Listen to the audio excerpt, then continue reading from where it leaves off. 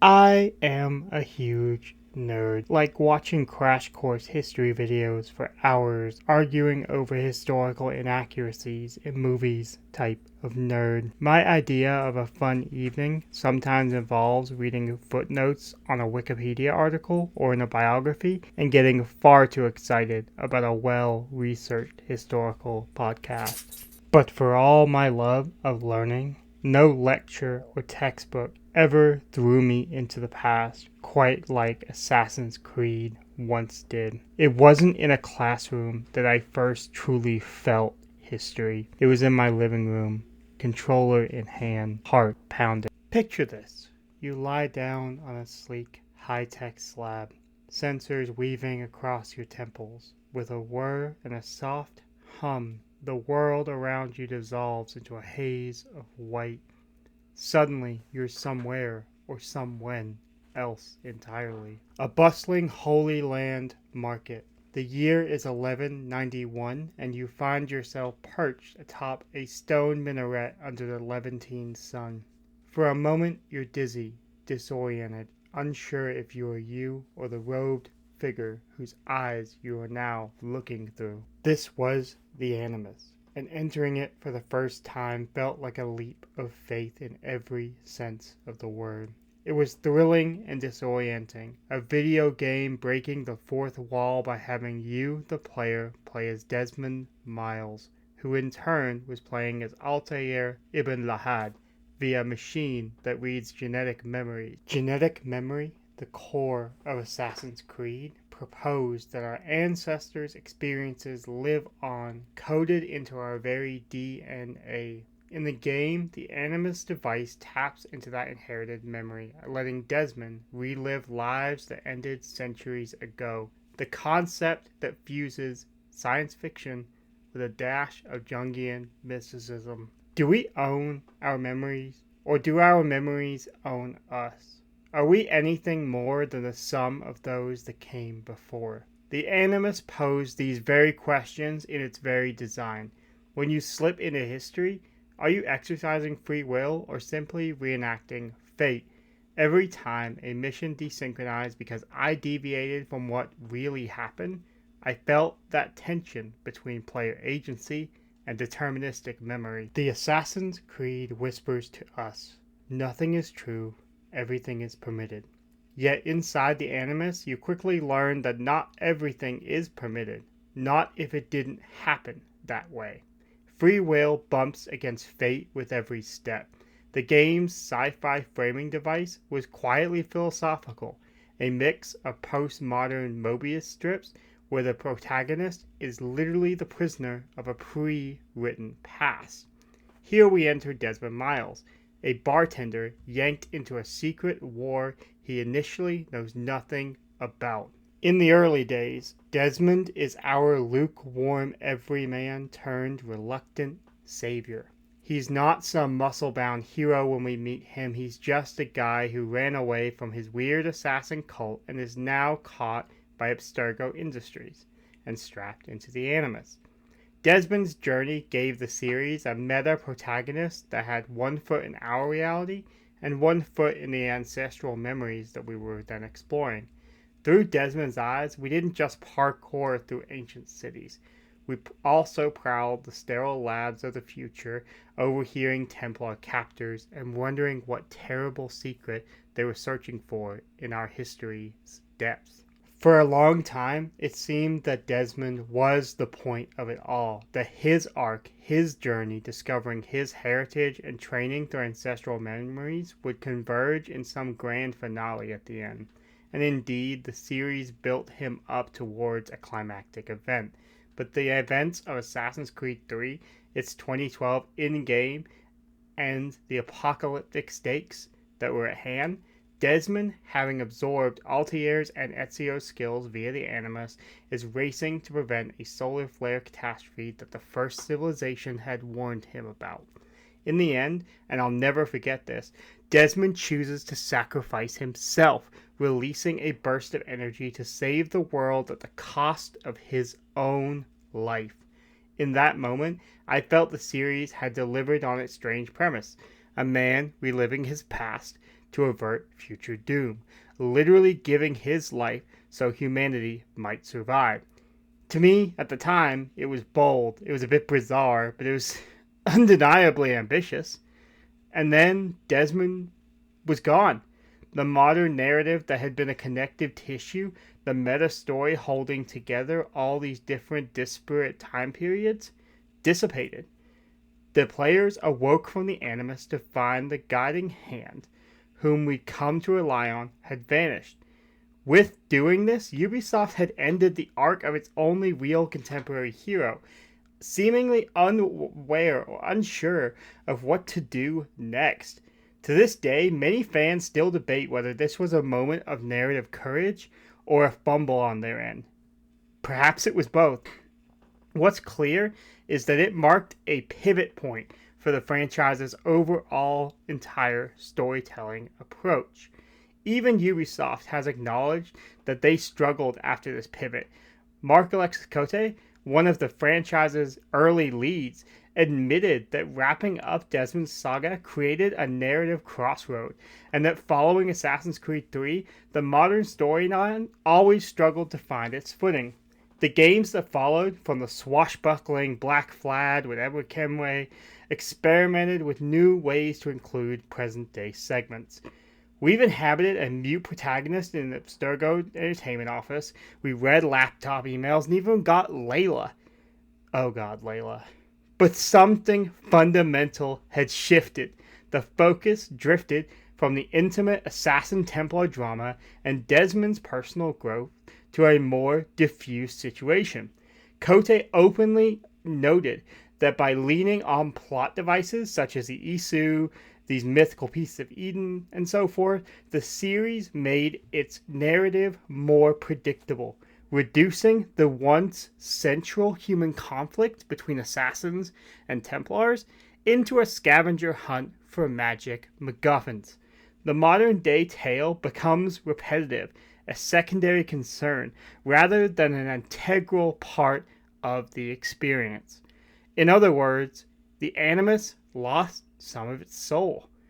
If we think about the irony of all this, a franchise built on the ideas of memory, of diving into the past to illuminate the present, has been gradually sidelined in its own present-day storyline. The Animus, once a profound symbol for the weight of ancestry and the blurry line between one's own identity and one's cultural and personal heritage, became in later entries more of a menu screen, a framing device we sometimes forget is even there. What began as the franchise's animating spark, this idea of time, memory, and personal destiny, started to feel like an afterthought. You could say Assassin's Creed developed a kind of animus fatigue, an exhaustion with its own meta-narrative. And yet, in those early moments, wasn't the animus concept what made AC different from other Ubisoft titles? Other games let you roam historical settings, for sure, but Assassin's Creed insisted you remember it's all a simulation within a simulation, a Russian nesting egg of technology. There was always that extra layer of meta reality. I think of sequences in AC Revelations where a fragmented Desmond, trapped in a limbo of his own mind, speaks with a digital echo of Subject 16 Clay Kazmarek. Existential conversations in a void of memories that felt more Christopher Nolan Interstellar than a summer blockbuster. The franchise flirted with big ideas. Are we free or chained to our own programming? Can we escape the past or can we only learn from it? Desmond's arc posed these questions and many more, but after his story was cut short, the games seemed less interested in tackling them. This raises a haunting question as we look forward to the future of Assassin's Creed. Has Ubisoft abandoned the soul of its own machine? The machine here being both literally in the sense of the animus, that wondrous invention that allowed for such innovative storytelling to take place in the first place, and the figurative machinery of the franchise's identity. Assassin's Creed is now at a crossroads, and with each new installment, it has to ask itself, is the Animus just a cool plot device we dust off when it's convenient, or is it at the very heart and soul of what this series is meant to be about?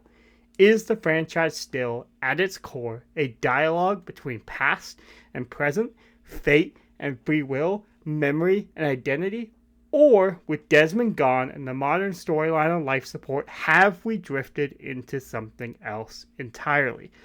In the next couple chapters of this video, we'll step back from the heady halls of Abstergo Labs and dive into the tangible, the cobblestone streets, the hidden blades, and hidden history that made so many of us fall in love with Assassin's Creed in the first place. As we parkour on forward, hit the subscribe button and keep the initial Animus wonder in mind. That feeling of first touching the past through the eyes of another. Because if this franchise is to find its future, we might just need to remember what it felt like to time travel in the first place. An orange sunrise breaks over Renaissance Florence. You leap down from a rooftop garden, boots skimming over terracotta tiles as a startled pigeon flock erupts into the morning air. Below, the city awakens. Merchants haggle. A father chides a child. The Arno River glitters with first light. For a moment, you pause on a wooden beam jutting from the Palazzo Auditore, utterly invisible to the townsfolk below. In that stillness, you feel like a time traveler or a ghost, witnessing a world long gone. Assassin's Creed has always excelled at this, making you a digital ghost in a meticulously reconstructed past. It's hard to overstate how novel it felt to free run through historical cities at street level.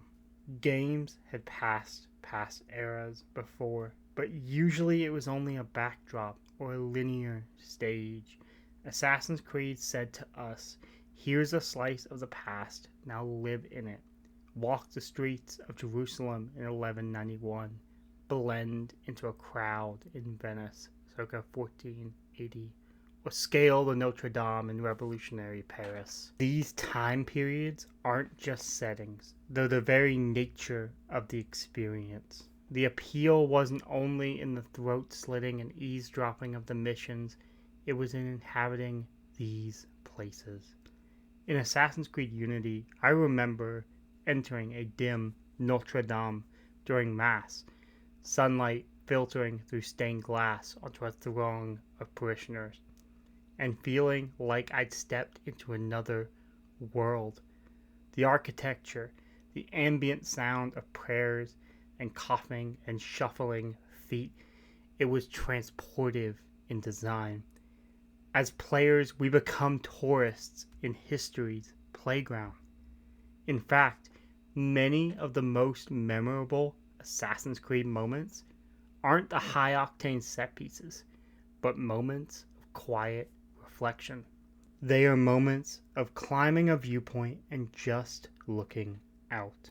Walking slowly through a bustling marketplace, soaking in the conversations. One game journalist wrote that her favorite part of the franchise wasn't the epic story moments or the combat, but the attention to detail. The moments that really stick out are the quiet ones, where I have a chance to really appreciate the detail that's gone into creating these historical settings. It's telling that Ubisoft eventually created a Discovery Tour mode, a combat-free, education-based and focused sandbox, where you can simply explore the ancient sites in Egypt, Greece, or Viking England at your leisure with guided tours. One critic even noted in a review of Assassin's Creed Origins' educational mode that was sort of like those tours at museums, except here you can climb a pyramid or ride a boat down the Nile while you learn. In other words, the historical worlds of Assassin's Creed had become attractions unto themselves, worthy of contemplation even when you set aside the objective of the game. This heavy emphasis on historical simulation is for me what sets Assassin's Creed apart from many other games with period settings. Take for example Ghost of Tsushima. It's a gorgeous recreation of 13th century Japan, but it's essentially a cinematic fable, a highly curated samurai drama that funnels you through its emotional story. It's Kurosawa's dream of history, artistic, controlled, with every bamboo forest and gust of wind placed just so. Assassin's Creed, in contrast, has always felt much more like an open world museum. It throws open the gates of history and says, "Here, behold, an entire city or country at your feet." Sure, there's a timeline and a storyline to follow, but you're equally encouraged to deviate, to climb on a monument, to inspect a strange landmark, help a random citizen, or just sit on the beach and watch people. Assassin's Creed cities are dense with alleys, rooftops, and marketplaces that often aren't required for any mission at all. They exist just to make the place feel lived in. It's the difference between strolling through a real city versus watching a movie set. Ubisoft's approach to world building is almost archaeological in its obsession with detail. On Assassin's Creed Unity, a level artist famously spent 2 years painstakingly modeling Notre Dame's cathedral inside and out. The result was so impressive that when an actual Notre Dame suffered a devastating fire in 2019, many pointed to Unity's model as a digital archive of the monument. Ubisoft even offered the game for free that week and donated to restoration efforts, inviting players to experience the grandeur of the cathedral and appreciate what we lost. This speaks to a unique aspect of Assassin's Creed's historical simulation. It doesn't just use history as a playground, it often preserves and celebrates it. To achieve this effect, the developers balance authenticity with playability. As AC Unity's world designer once noted, "It's a better Paris than actual Paris for gameplay. We have to build a game playground first, and on top of that, make a cool city that's visually striking and historically accurate." In other words, the simulation is hyperreal. It's curated and advanced for fun. Streets may be widened, extra conveniently placed beams added for parkour, or even certain monuments scaled slightly smaller or larger to fit the game's needs. Crucially, however, the feeling of place, the spirit of revolutionary Paris or Ptolemaic Egypt is rendered with loving care. The historians and artists on each team ensure that even though you're engaging in make-believe, the cobblestones, the shop signs, the clothes on bystanders all ground you in something that feels true. This is environmental storytelling at its zenith. Every city or region in the game tells a story without uttering a word. Architecture becomes, in a sense, narrative. The Gothic spires and shadowy alleys of Unity's Paris speak to a populace on the cusp of upheaval, the grandeur and the squalor juxtaposed. In another example, Syndicate's industrial London, the choking bog, the brick factories, and the cramped rookeries wordlessly convey the oppression and innovation of the Victorian age. In another game, Origins, when you crest a sand dune and see the pyramids of Giza on the horizon, or wander through a multicultural Alexandria, you sense the ancient world's scale and the meaning of these civilizations. The design of these places convey a class division and a cultural set of values. Rich districts have cleaner plazas and grand mansions guarded by soldiers.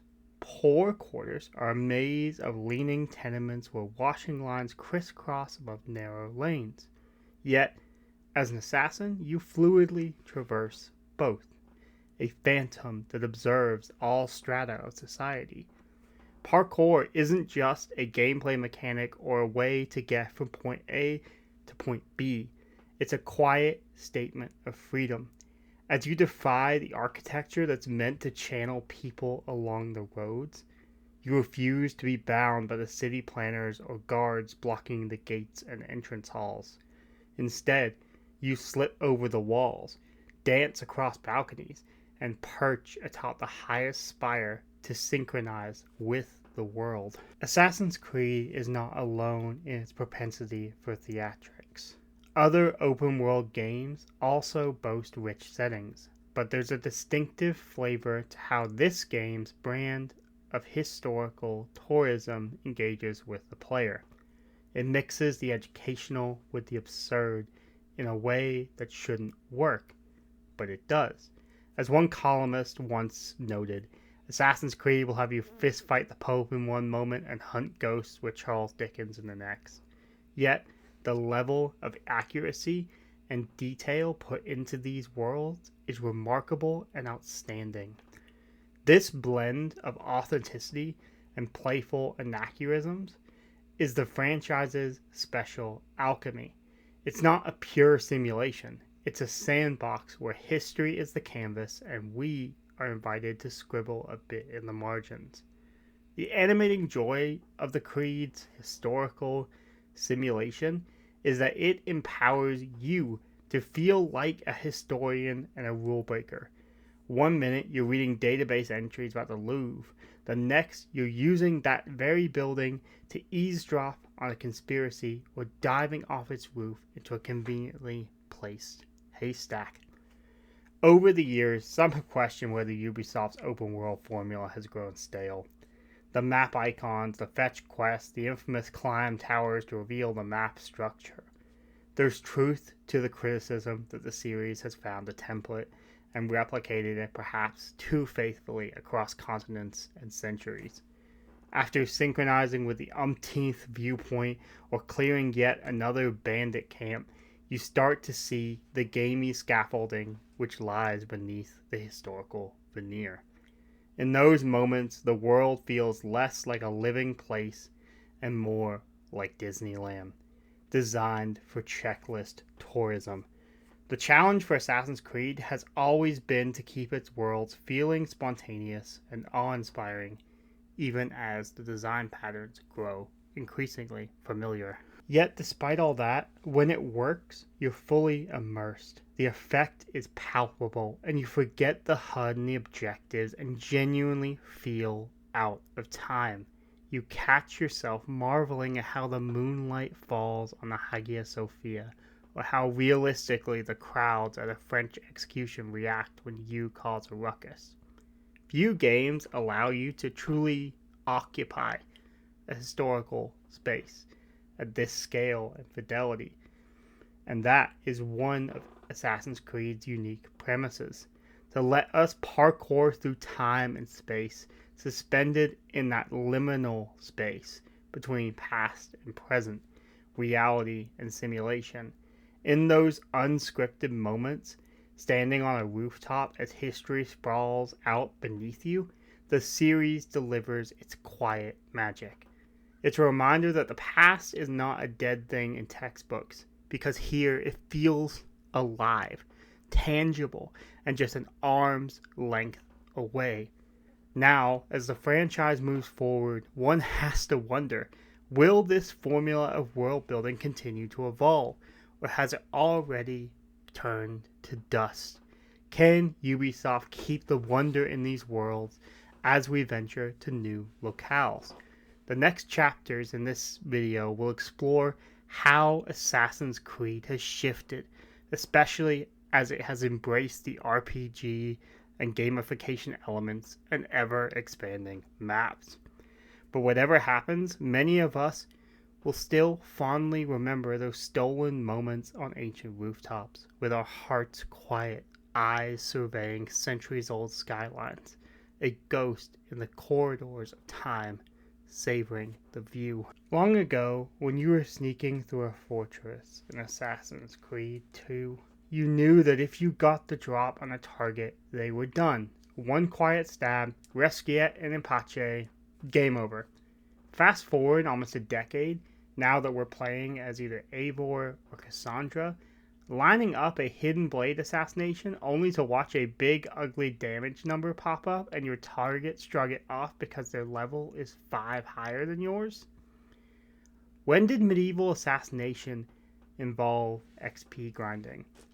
The transformation of Assassin's Creed from a pure stealth action adventure into a full-blown action RPG has got to be one of the most dramatic pivots in gaming history. Early AC games have certainly evolved mechanically. They've added things like bomb crafting, multiplayer modes, and oh god, the naval combat. But the core was consistent. You were an assassin with a defined skill set, and the game's challenge was only in how you applied those tools. Altair didn't have a skill tree. Ezio didn't need to loot material to craft a better hidden blade. The identity of those characters was tightly woven into the narrative. You experienced growth through story, not through allocating meaningless attribute points. But starting with Assassin's Creed Origins in 2017, Ubi essentially said, we're an RPG now. Levels, XP, loot, rarity colors, damage per second, stats, gear, upgrades, the whole shebang. It was a bold modernization, aligning AC with contemporary open world trends. Games like The Witcher 3, Skyrim, and Breath of the Wild had set a high bar for open world content, and Ubisoft clearly took notes. With Origins, they blew up the scale of the world. They filled it with side quests, and they introduced a progression system where Bayek becomes more powerful by gaining experience and better gear. The one-hit hidden blade kill was no longer guaranteed. You had to invest in it via upgrades or high-level skills. And on the other hand, this shift injected fresh life into a series that some felt started to stagnate. It was exciting to see it experiment, to become a sprawling Egyptian RPG where you could hunt pharaoh tombs and take on giant war elephants. The customization and player choice in playstyle changed the ways we inhabited the role of an assassin, or in this case, a magi. In Bayek's case, for the first time, Assassin's Creed felt like it was truly letting us roleplay our character's development. If you want to play stealthily, invest in a hidden blade upgrade. But if you prefer open combat, you could craft better swords and unlock brutal, overpowered attacks. The game accommodated multiple approaches now more than ever. However, something was also lost in translation. The more Assassin's Creed embraced RPGs, the more its narrative momentum and sense of assassin identity risked becoming diluted. In the old formula, when Ezio upgraded his armor or weapons, it was integrated into the story, and you never doubted that Ezio was a master assassin because the plot showed it. In the new formula, you could find yourself playing as Odyssey and having Cassandra get whomped by a random bear because you wandered into a higher level region too early. The game might tell you she's a hero on paper, but her actual capabilities are gated behind numerical progression. The Ludo narrative dissonance can be jarring. You're an elite member of an ancient order, but sorry, come back after you grind 5 more bandit camps to take on this little side mission. There's also a matter of the grind itself. A great RPG makes the grind enjoyable or hides it well. A mediocre one, by contrast, can feel just like doing chores. As Assassin's Creed has expanded its content, it flirted with the latter. In Odyssey, for all its grandeur and for all its genuinely delightful misadventures, it has become notorious in the community for its sheer volume of content and the XP treadmill that underlies it. Some players loved getting 100 hours in the game, but others felt the game artificially stretched its progression. and this suspicion was only fueled by the fact that Ubisoft sold XP booster microtransactions just to speed things up. Tell me, why is my single-player story balanced like a free-to-play game? This was the common gripe among fans. Odyssey's beautiful recreation of Greece and its myth-laden storyline sometimes got overshadowed by MMO-style busywork before you could get back to advancing the plot you came here for. The modern Assassin's Creed asks you not just to be an assassin, but to level up and grind as one. Almost as if the character themselves is a customizable avatar in a sandbox, rather than the tightly written protagonist of previous games. And this had a direct impact on narrative intimacy.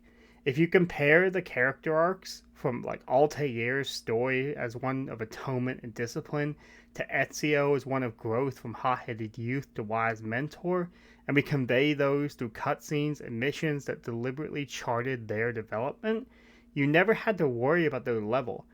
His origin was a story told and not a number to be reached. In Odyssey and Valhalla, by comparison, the protagonists, Eivor and Cassandra, do have personalities and arcs, but the game also hands much of that agency to the player. You decide if Cassandra is ruthless or compassionate. You shape Eivor's beliefs through your dialogue choices. In the sense, it's more of an interactive narrative, but necessarily a broader one. The story can't pin down a singular characterization as strongly because they gave away the leeway to mold it. In a sense, the assassin becomes whoever you want them to be, which on one hand is empowering, but it also means they can't etch themselves into your memory the same way Ezio or Connor did. The RPG-ification also means the Assassin's Creed formula pivoted heavily from tight-paced storytelling to a more free-form epic structure. Assassin's Creed games used to be a relatively contained 15 to 20 hour adventure. Now, the main storylines alone can span up to 50 plus hours with dozens more in side quests. This open structure creates a wonderful opportunity for emergent storytelling. In those little side quests where you help a poet in Athens or solve a murder mystery in London, but it can rob the main narrative of urgency. When you spend 10 hours merrily upgrading your ship and doing errands for Socrates in the middle of what's supposed to be an urgent quest to stop a death cult, the pacing naturally suffers. As one reviewer called Valhalla's narrative progression a pacing nightmare, noting that the game often forced players to engage in side content to level up before the next story arc, stretching a tale that could have been told in 20 hours into a 60-hour slow burn. The result of this was by the time you got to the big story payoffs, the emotional momentum might have fizzled out. It's like trying to read a novel, but every few chapters you're told to go do something else for a while before you're allowed to continue the story. To Ubisoft's credit, the pivot to RPG has not been without improvements to the formula. Origin, Odyssey, and Valhalla all refined the mechanics. They made combat more weighty, they added options for stealth, and integrating side quests with lore in more meaningful ways. These games found huge audiences, arguably expanding the AC fanbase.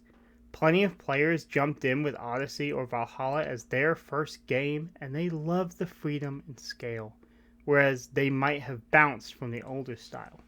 For them, the series' identity as a semi-historical open-world RPG is what defines it. Ubisoft has even leaned into this by adding free post-launch quests, time-limited festivals in Valhalla, and crossover stories. The message was clear. AC is no longer a once-and-done adventure, but an ongoing experience. Eivor's England got new rivers to raid and updates, new mythical realms and modes to explore in DLC, and a taste of the live service approach slowly creeping in. Yet, here we are at the existential question for Assassin's Creed. Can it adopt the trappings of RPGs and live service without losing the soul that built it in the first place? The Hidden Blade, the iconic emblem of the series, was traditionally a symbol of freedom and equality. When the RPG stats came in, the Hidden Blade itself got a damage value and an upgrade tier. Something symbolic became something systemic. Some veterans felt this was sacrilege. An Assassin's Creed blade should assassinate. Full stop. End of story. On the other hand, progression can take the eventual mastery and make it more rewarding. Finally upgrading your blade to one-shot key targets felt like a triumph earned through playing the game.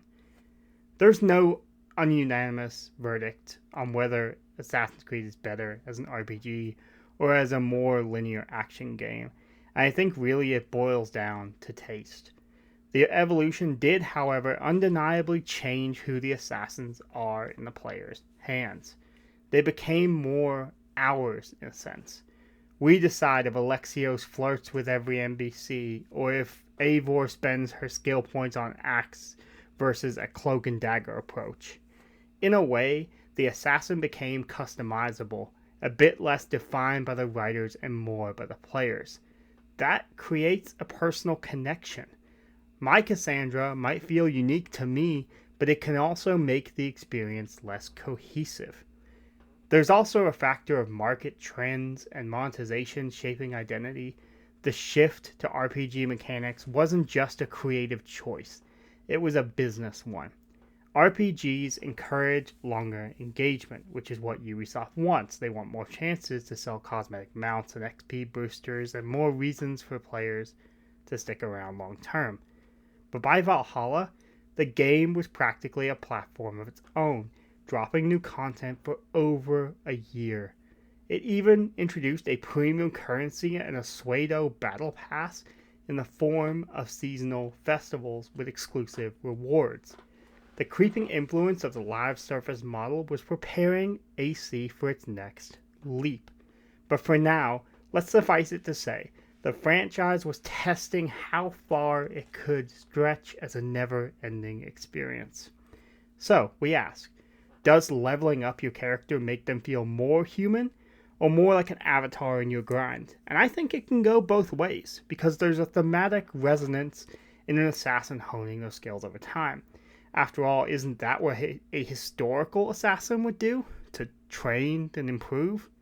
Bayek's journey of growth and Eivor's increasing renown in England can mirror the gameplay progression nicely at times.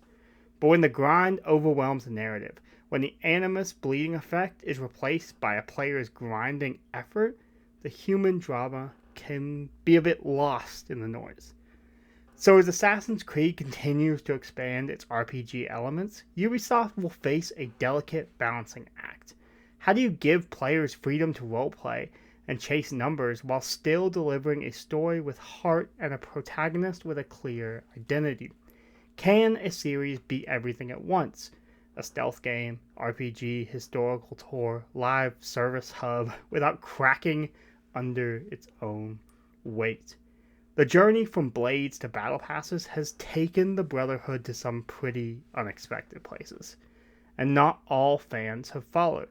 The Creed itself teaches us, again, that nothing is true, everything is permitted.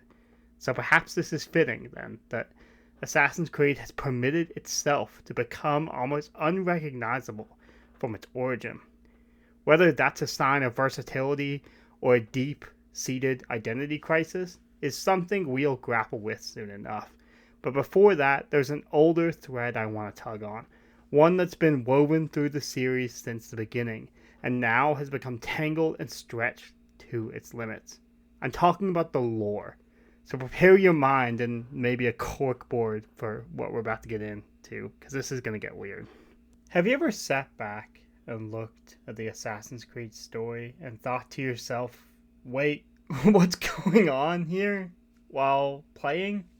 You're not alone. What began as a relatively straightforward secret history, the Assassins versus Templars conflict over time, has snowballed into one of the wildest, most convoluted mythologies in gaming. We're now over a dozen games deep, and the lore has become a labyrinth of ancient aliens, prophetic apples, reincarnated deities, and digital afterlives. It's as if the series' narrative underwent the same process as its gameplay, the features creeping in toward the lore, and we've reached critical mass. So let's try to untangle this. The first Assassin's Creed hinted at something more beneath the surface of the historical drama. The famous final scene where Altair's Apple of Eden reveals a holographic globe and cryptic messages which clued us into a prehistoric human civilization with advanced technology. It was intriguing and mysterious at the time, but by Assassin's Creed 2, the curtain was being pulled back ever further. Ezio is contacted by hologram by one of the Isu, who literally addresses Desmond through Ezio, breaking the fourth wall of the Animus simulation. Suddenly, we had ancient god aliens in the mix, warning of an impending solar apocalypse. It was a lot to absorb, but the game smartly framed it as fragments of truth, just enough to spark imagination, without completely losing the plot altogether. Fast forward to Assassin's Creed Valhalla and consider the state of the narrative. By the end of that game, Layla has teamed up with a transmuted consciousness of Desmond inside a supercomputer named Yggdrasil, essentially becoming a digital being to prevent yet another apocalypse, while Basim, a 9th century assassin revealed to be the reincarnation of the Isu Loki, gets resurrected in the present day, regains the Staff of Hermes, and is now essentially a merged being of his human self and Loki, wandering the present world with ambiguous intentions. My god, that's a lot. If that sounds like something like a mashup of a Marvel crossover and a cyberpunk fever dream, that's because Assassin's Creed lore has gone truly off the deep end. The series that once had us shulking through real historical conspiracies now wants us to care about immortal sages, interstellar magnetic polar flips, and the uploaded conscience of a dead bartender turned messiah whispering through wires. The AV Club jokingly summarized the franchise's mythology as a kind of onion of insanity. At first, it's about hooded killers in historical cities. Actually, no, it's about people in the present day reliving the adventures of hooded killers. Actually, no, it's about a race of beings who predate humanity on Earth. Actually, not even that. It's about all of that and none of that. They went on to call it the weirdest mythology in gaming. And I kinda have to agree because they noted it had the most complicated storyline in the history of video games. Which is pretty humorous, but not unfair. Remember, this is a medium that includes Metal Gear Solid and Kingdom Hearts, so it's quite an accomplishment to say that. But how did we get here? Part of it is narrative ambition. Patrice Désilets and the original creators really swung for the fences with the Isu plot, a grand sci-fi canvas behind the historical drama of it all.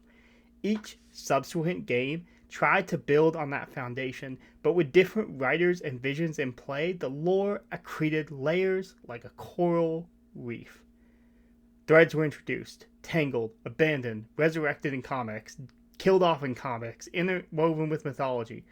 But by AC Revelations, we had subterranean vaults and those trippy first-person Subject 16 puzzles revealing Desmond's backstory. AC3 gave us the grand climax of Desmond's story, saving the world but releasing Juno, an Isu entity, into the internet. That cliffhanger set up a deep expectation of a new era of conflict, which then largely fizzled out in the games. Meanwhile, the games themselves seem unsure how to handle the modern side after Desmond's departure. Black Flag turned the present day into a cheeky meta commentary, where you, the player, literally play a faceless Abstergo Entertainment employee developing an in-universe AC game, which was fun, but it also felt like the series were winging at us and saying, yeah, we're kind of making this up as we go. The modern plot became fragmented, with Rogue and Unity relegated to background snippets and optional files. Origin introduced Layla Hassan, and it felt like the game was trying to course correct by giving us a new modern day protagonist and recentering the Isu storyline. Odyssey went further, literally taking us to the gates of Atlantis and a little afterlife, while revealing that the Greek gods were also Isu, and then essentially turning large chunks of the game into full-on fantasy RPG territory. By the time we made it to Valhalla, the Norse pantheon got the same treatment. What we know of as the Norse gods were actually Isu characters enacting dramas that would then be remembered as myth, and Eivor herself is the reincarnation of Odin. The story folded in on itself so much that the distinction between historical fact, myth, and sci-fi blurred into an everything goes free-for-all. What we're seeing here is, for lack of a better term, mythological entropy. Every time the series answers one question, it spawns a dozen different ones. The lore doesn't contract towards resolution, but it expands in fractals, like a Dan Brown novel series that instead of ending just keeps introducing a new secret society or ancient relic in each new installment. AC's writers kept adding new toys to the sandbox. The Isu language, the calculations, the secret precursor sites under every major city, sages, multiple apocalypses, for example.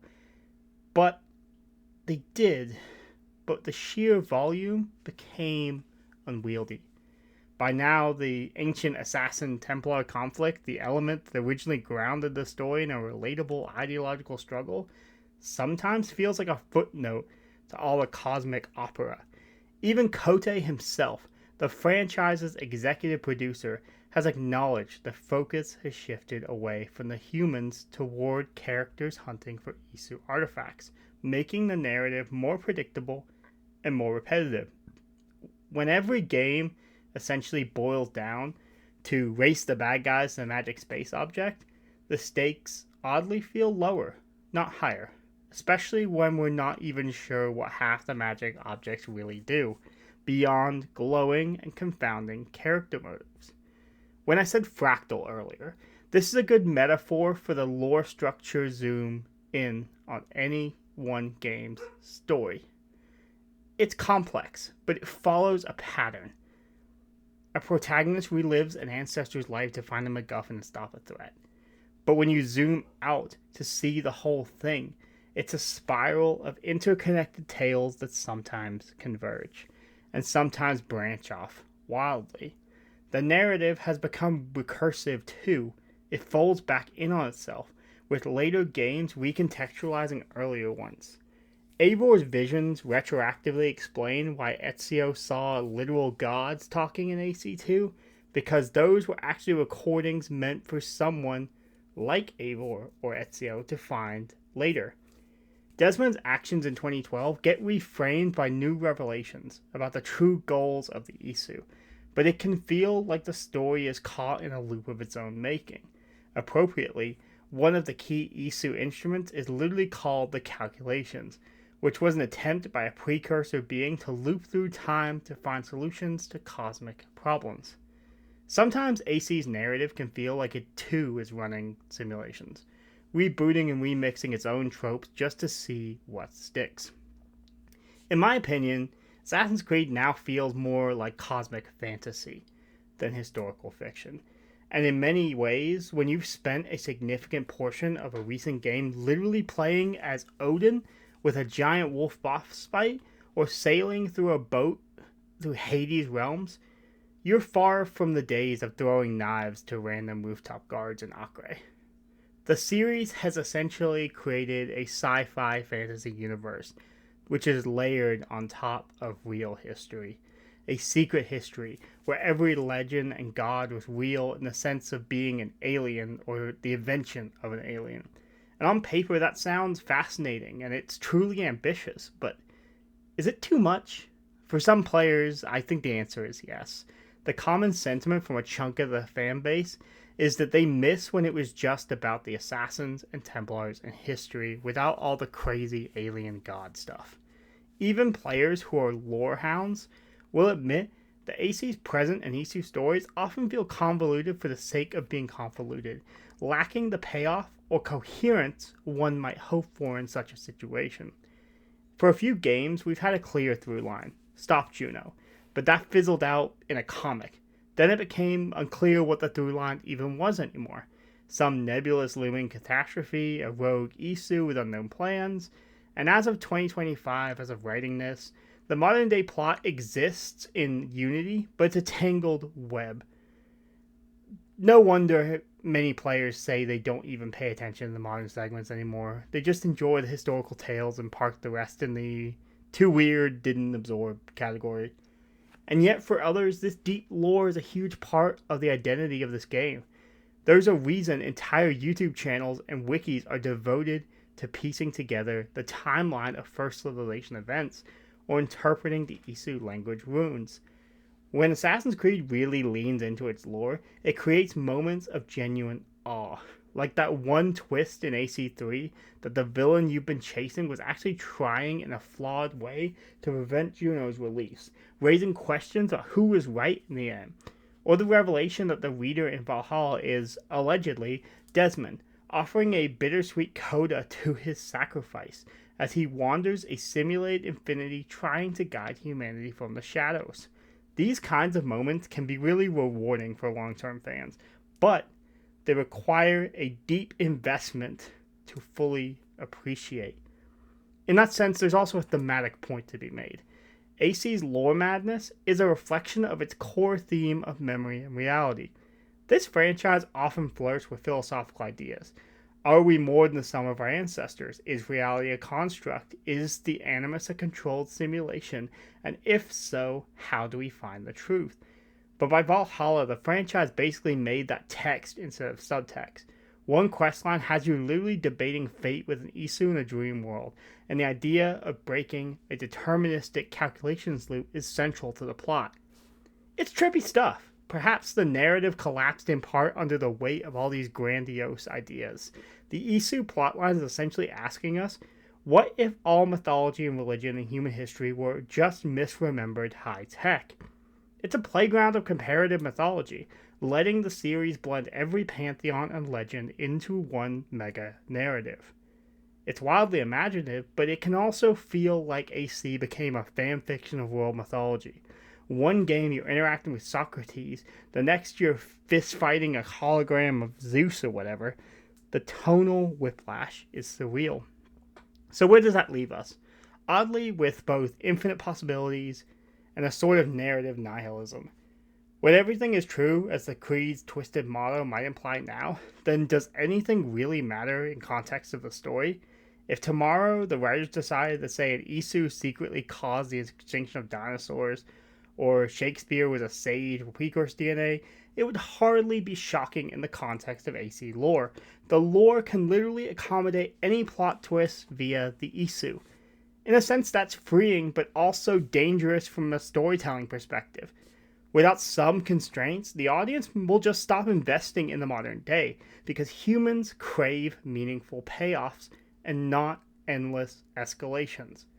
Ubisoft seems to have heard this critique, because there's a palpable sense that they know the narrative train might have gone off the rails.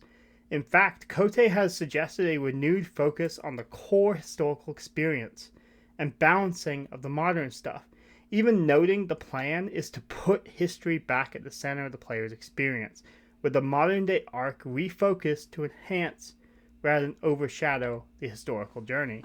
And notably, in the next release, it was even touted as a return to roots, which sounds like a palate cleanser, a chance to step back and from the edge of lore overload and recenter on what made AC tick. As we move into that discussion, whether the new game can indeed recapture the narrative simplicity and soul of early AC, it's worth acknowledging the irony of it all. The series that made its name by Nothing Is True ended up constructing one of the most labyrinthine truths in gaming fiction. It permitted itself to try everything narratively, and the result has been equal parts bold and befuddling. Perhaps now is a moment of reflection.